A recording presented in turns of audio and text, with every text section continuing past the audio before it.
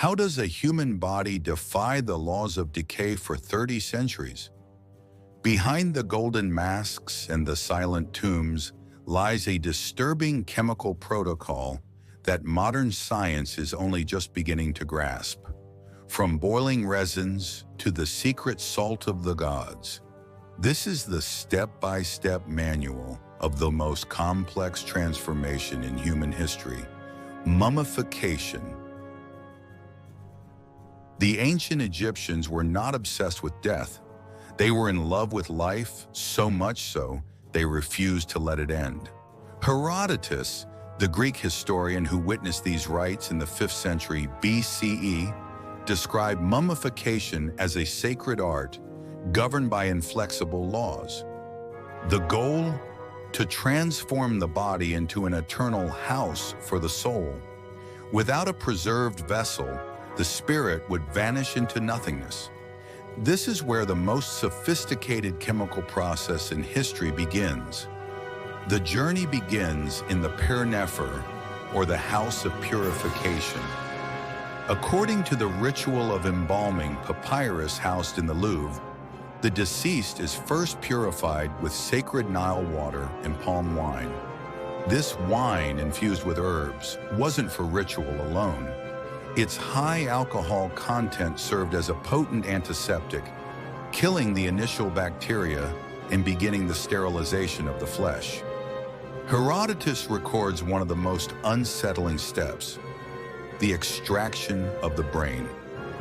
Embalmers used a heated bronze hook, inserted through the nostrils with surgical precision, to pierce the ethmoid bone. The brain was liquefied and drained by gravity. Hot resin was then poured into the cranium to seal it. Remarkably, they discarded the brain as useless padding, believing the heart, not the head, was the seat of intelligence, a philosophy etched deep within the pyramid texts. Using a sharp blade of Ethiopian stone, a small incision is made in the left flank. Herodotus claims the man who performed this cut was ritually chased away, as violating a human body was a taboo, even for salvation. The internal organs are removed, washed in wine, and placed into canopic jars.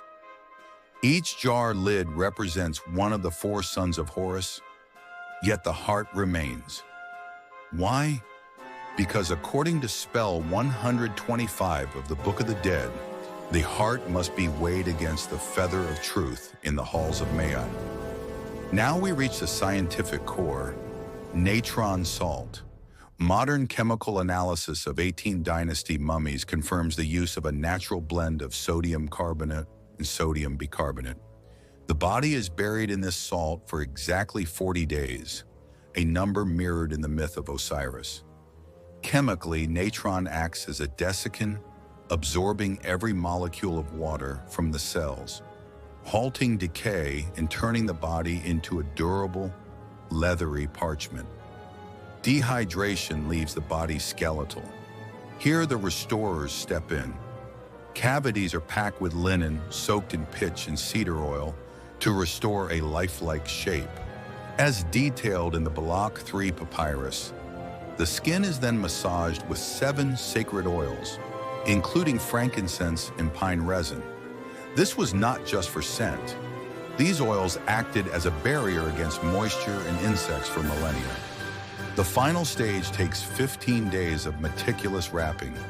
Embalmers use hundreds of meters of fine linen.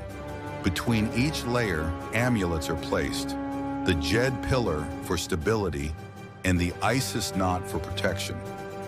Each wrap had a specific name and incantation found in the coffin text.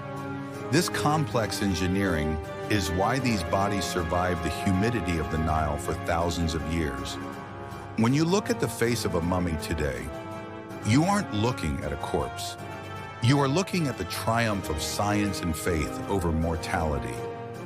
The Egyptians kept their promise to their kings. Through their papyri and their tools, they conquered oblivion.